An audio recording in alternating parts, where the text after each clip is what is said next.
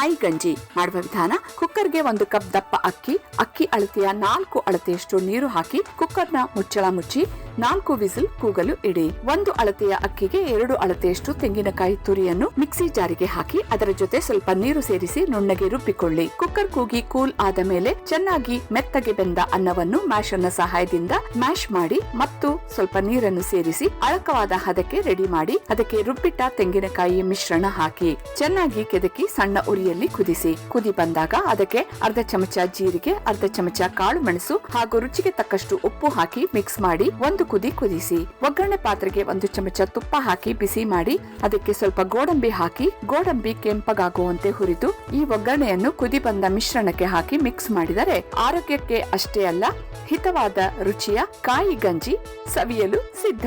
Sir, ಇವಾಗ ಗಂಜಿ ready ಆಗಿದೆ. ಇದು ಹೇಗಾಗಿದೆ ಅಂತ ಟೇಸ್ಟ್ ಮಾಡಿ ಹೇಳ್ಬೇಕಷ್ಟೇ ನೀವೀಗ.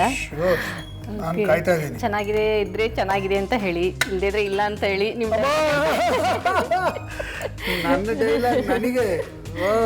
ತುಂಬಾ ಅಭಿಮಾನಿ ಸರ್ ನಿಮ್ದು ನಾವು. ಸರ್, ಇದಕ್ಕೆ ಒಂಚೂರು ತುಪ್ಪ ಹಾಕ್ತೀನಿ.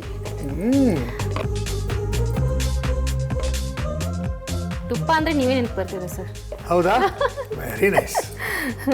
ಇದಕ್ಕೆ ನಾನು ಪೈನಾಪಲ್ ಗೊಜ್ಜು ಬಾರಿಸ್ಕೊಂಡು ತಿನ್ಬೇಕು, ಚೆನ್ನಾಗಿರುತ್ತೆ. ಓಕೆ ಸರ್, 1 ಸ್ಪೂನ್ ಹಾಗೆ ತಿಂದು ನೋಡಿ, ಆಮೇಲೆ ಗೊಜ್ಜು ಜೊತೆ ತಿನ್ನಿ ಹೇಗಿದೆ ಅಂತ ಹೇಳಿ ಸರ್.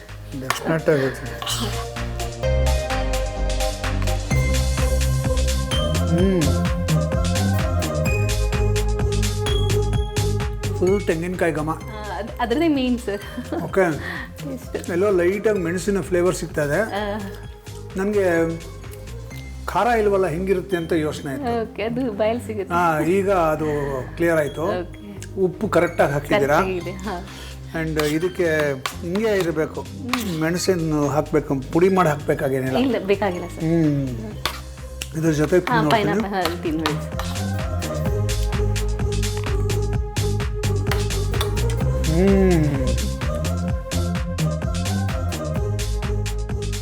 ಈ ಪೈನಾಪಲ್ ಗೊಜ್ಜು ತುಂಬಾ ಚೆನ್ನಾಗಿ ಮಾಡಿದೀರಾ. ಚೆನ್ನಾಗಿದೆಯಾ ಸರ್?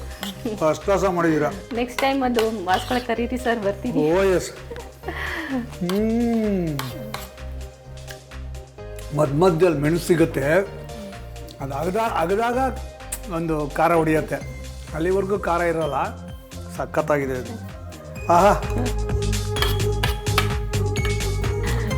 Super super.